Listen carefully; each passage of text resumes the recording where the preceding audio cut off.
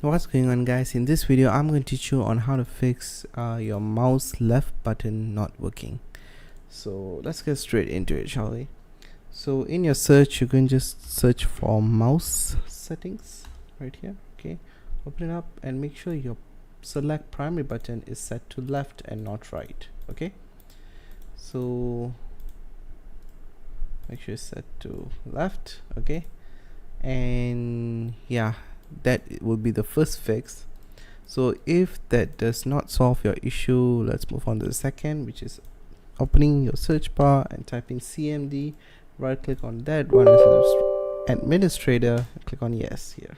Okay, so here what you're going to do is, I have this code right here, which will be in the description below. By the way, you can just copy and just Control V here, just paste that, and you're going to run that. So this will take a while to run, so be patient, let it run, and once it's run, restart your computer.